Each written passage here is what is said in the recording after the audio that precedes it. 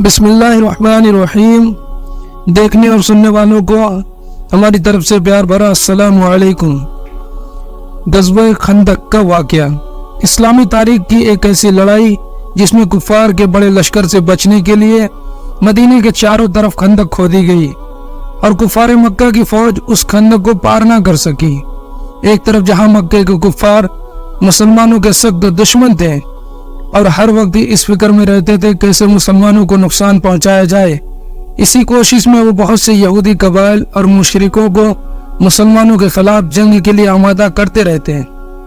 چنانچہ بہت سے چھوٹے چھوٹے قبائل کفاروں کے ساتھ ہو گئے۔ تقریباً 10,000 کا لشکر تیار ہو گیا جس میں 4,500 اونٹ اور 300 گھوڑے شامل تھے۔ مدینے کی طرف روانہ ہوا۔ اس فوج کی کمان ابو سفیان کے ہاتھوں میں تھی۔ جب کفار کے بڑے لشکر کے آنے کی اطلاع حضور صلی اللہ علیہ وسلم کو ہوئی، آپ نے صحابہ سے مشورہ کیا، یہ رائے قرار پائی کہ مدینے میں رہ کر ہی لڑائی کی جائے۔ صحابہ نے اپنی اپنی رائے دی۔ حضرت سلمان فارسی رضی اللہ عنہ کے مشورہ دیا کہ حملہ اور فوج سے محفوظ رہنے کے لیے چاروں طرف سے خندق کھودی جائے، کیونکہ عرب کے لوگ خندق کو پار کرنے کی ترکیب سے ناواقف تھے۔ نبی صلی اللہ علیہ وسلم نے سلمان فارسی رضی اللہ عنہ کی اس تجویز کو پسند کیا۔ مشورے کے بعد خندق کھودنے کا کام شروع کیا گیا۔ خندق 5 گز چوڑی اور 5 گز گہری کھودی گئی۔ چاروں طرف اتنا کھودنا آسان نہیں تھا۔ خندق کو کھودنے کے لیے 10 آدمیوں کی جماعت بنائی گئی۔ ان 10 آدمیوں پہ ایک امیر مقرر کیا گیا۔ ان 10 آدمیوں کو 40 ہاتھ خندق کھودنے کی ذمہ داری دی گئی۔ خندق کھودنے میں اس جگہ سخت پتھر آ گیا۔ سب نے توڑنے کی کوشش کی اور ناکام ہوئے، تو نبی کریم صلی اللہ علیہ وسلم کو اس کی خبر دی گئی۔ آپ صلی اللہ علیہ وسلم دوسری جگہ خندق کھودنے میں مشروف تھے۔ وہاں سے آپ اسی بڑے چٹان کے پاس پہنچے اور کدال سے آپ نے اس پر چٹان پر وار کیا۔ چنانچہ اس چٹان میں درار پڑ گئی اور ساتھ ہی ایک روشنی نکلی۔ نبی صلی اللہ علیہ وسلم نے بلند آواز میں اللہ اکبر کہا اور فرمایا، مجھ کو ملک شام کی کنجیاں دی گئیں۔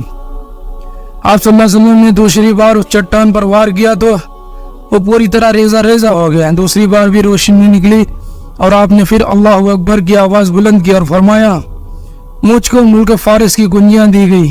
پھر صحابہ رضی اللہ عنہ نے پوچھا، یا رسول اللہ صلی اللہ علیہ وسلم، کیا قیصر اور کسریٰ بھی فتح ہوگا؟ آپ نے فرمایا، ہاں، قیصر اور کسریٰ بھی فتح ہوگا۔ اس وقت قیصر اور کسریٰ 2 بڑی سپر پاور تھی، جس طرح آج کے دور میں امریکہ اپنے آپ کو سپر پاور سمجھتا ہے۔ ایک صحابی رضی اللہ عنہ جو بھوک کی وجہ سے شکایت اور کرتا اٹھا کر دکھایا کہ پیٹ میں پتھر باندھے ہیں تاکہ فاقے کی وجہ سے کمر جھک نہ جائے۔ آپ صلی اللہ علیہ وسلم نے اپنا کرتا اٹھایا، اپنے پیٹ پر 2 پتھر باندھے ہوئے تھے۔ کفار کا لشکر جب خندق کے سامنے آیا تو چاروں طرف گڈھا دیکھ بہت حیران رہ گیا، کیونکہ اس سے پہلے عربوں نے اس قسم کی خندق نہ دیکھی تھی۔ ہر طرح سے خندق پار کرنے کی کوشش کرتے رہے لیکن ناکام ہوئے۔ تقریباً 1 ماہ تک کفار وہیں خندق کے پاس پار ہونے کی کوشش کرتے رہے لیکن کبھی کامیابی نہیں ملی۔ صحابہ رضی اللہ عنہ بھی بڑے بہادری سے ڈٹے رہے اور کفار کا مقابلہ کرتے رہے۔ جنگ کے 27ویں دن اللہ کے حکم سے ایک زور کی ہوا چلی اور کفار کے خیموں کو اڑانے لگی۔ شمع بجھنے لگی، گویا تمام لشکری سیاحی میں خاک ہو گیا اور واپس بھاگ کھڑا ہوا۔ نبی کریم صلی اللہ علیہ وسلم کو جب یہ خبر ملی کہ کفار بھاگ گئے اور میدان خالی ہو چکا تو آپ صلی اللہ علیہ وسلم مدینہ واپس تشریف لائے۔